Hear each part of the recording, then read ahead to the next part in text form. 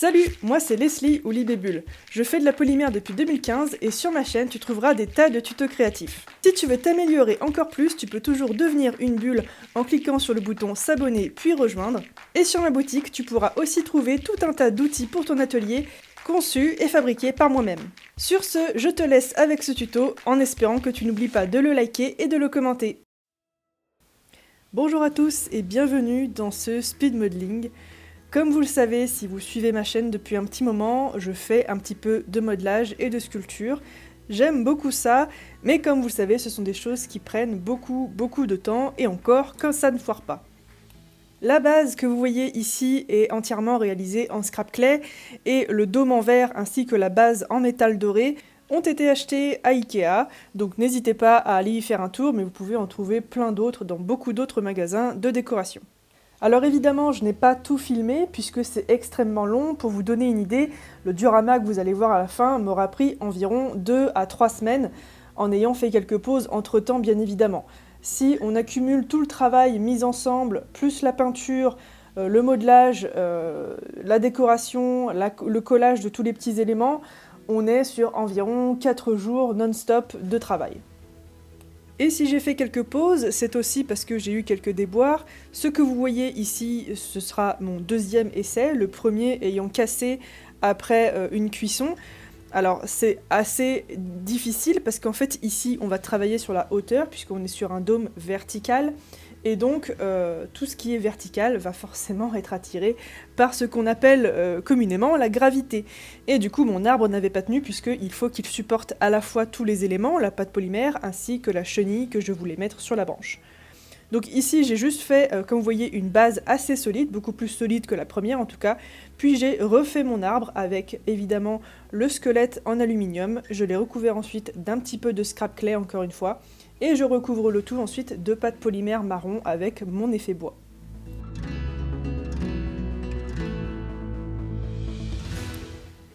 Alors je ne sais pas si vous connaissez du coup la série de laquelle est inspiré le personnage que je vais créer plus tard, mais il s'agit de la série du Prince Dragon que vous pouvez retrouver sur Netflix, et que j'ai personnellement adoré, même s'il s'agit d'une série animée, les sujets sont, je trouve, très adultes, et en plus, l'histoire est très intéressante, bien loin des trucs débiles qu'on nous sort aujourd'hui. D'ailleurs, si vous avez beaucoup aimé Avatar, le dernier maître de l'air à notre époque, eh bien vous aimerez très certainement cette série, puisqu'on s'en rapproche, notamment puisqu'une partie de la production du Prince Dragon a aussi travaillé sur le dernier maître de l'air et la légende de Korra.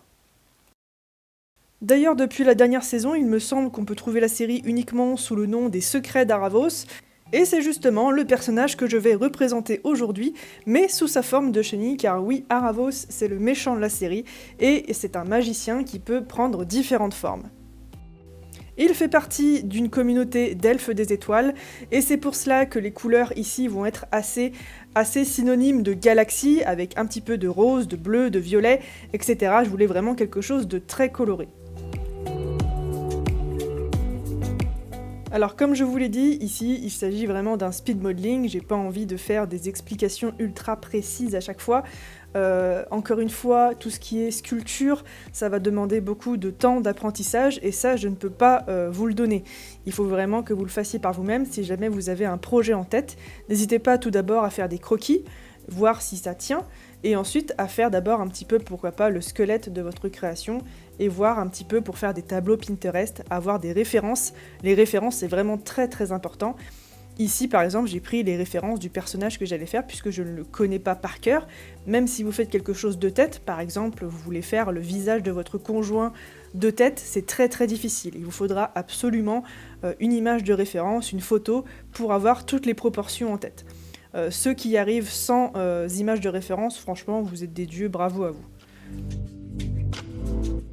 Et comme vous le voyez, pour l'effet bois, je suis vraiment partie sur quelque chose de simple. On est sur un mélange de marron, de couleur sable, d'un petit peu de noir pour rendre la branche un peu plus foncée, et on fait tout simplement un marbré qu'on va passer à la machine à pâte plusieurs fois pour avoir de jolies lignes, de jolis dégradés, et on va évidemment faire en sorte que ça recouvre toute la branche sans avoir de trous.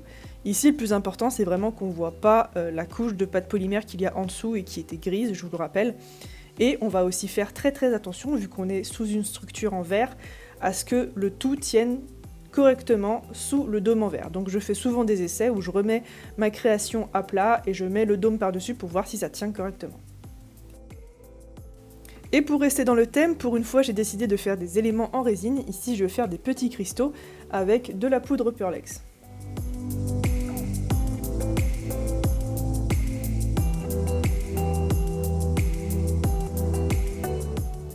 Pour ce qui est du modelage de Haravos en lui-même, de la chenille, si vous voulez voir comment j'ai fait la tête, je vous mettrai le lien en barre d'infos du live pendant lequel j'ai commencé cette sculpture. Alors c'est assez simple, comme je vous l'ai dit encore une fois avec des images de référence, on finit toujours par y arriver. Je vous conseille d'abord de prendre les images de référence, de faire votre croquis et ensuite de commencer à modeler, c'est toujours plus simple dans ce sens-là. Ici, je vais utiliser de la Cosclay uniquement, puisque c'est la pâte que je préfère pour faire du modelage. J'ai eu en revanche quelques soucis de casse, sûrement parce que j'ai dû me tromper quelque part dans la cuisson, ou bien alors parce que ma Cosclay est un petit peu vieille aussi. Donc j'ai essayé de réparer avec de la colle forte, ça tient très bien, et au final on ne voit absolument rien. D'ailleurs, si vous voulez voir ma vidéo sur mon test de Cosclay, n'hésitez pas à cliquer sur le lien en barre d'infos, ou à cliquer sur la petite annonce qui vient de s'afficher.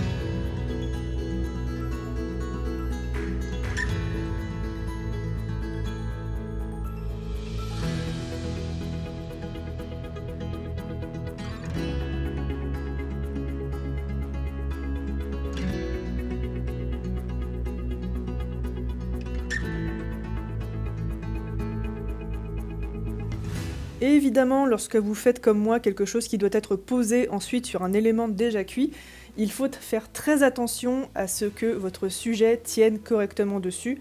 Personnellement, j'avais fait pré-percer un petit trou dans ma branche pour y mettre un petit picot et le picot dans l'élément qui sera cru et cuit ensuite.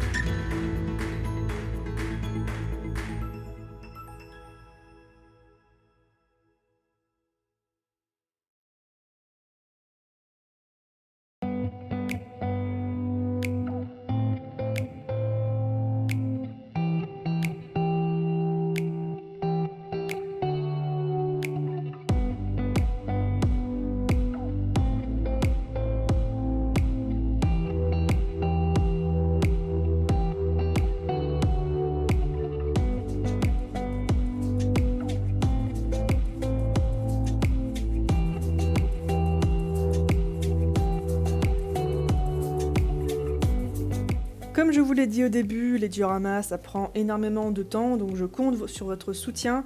N'hésitez pas à vous abonner et à liker cette vidéo, à la venir vous abonner aussi à tous mes réseaux sociaux et à venir mettre un petit like de temps en temps. C'est un soutien gratuit, encore une fois, pour tous les artisans, les artistes que vous aimez, n'hésitez pas à les soutenir comme ça. Évidemment, c'est un speed modeling, donc je n'ai pas filmé vraiment la peinture, déjà parce que j'ai eu beaucoup de mal à trouver la couleur parfaite au tout début, donc il y a vraiment au moins 6 couches de couleur sous le bleu final de cette chenille. Mais voilà, j'ai pas filmé non plus tout ce qui est collage de toutes les petites herbes. Ce sont des herbes pour diorama que vous pouvez trouver sur tout ce qui est site de maquettes. Et pour ce qui est de l'arbre en lui-même avec le coton, c'est tout simplement du coton que j'ai collé sur un fil avec des LED dessus, voilà, que j'ai acheté à Action. Et ça rend plutôt bien dans le noir du coup. Je vous ai mis quelques photos et sur ce, et ben, j'espère que cette vidéo vous aura plu, même si c'était pas vraiment des bijoux polymères avec un vrai tuto. Et sur ce, moi je vous retrouve comme d'habitude la semaine prochaine pour un autre tutoriel. Ciao!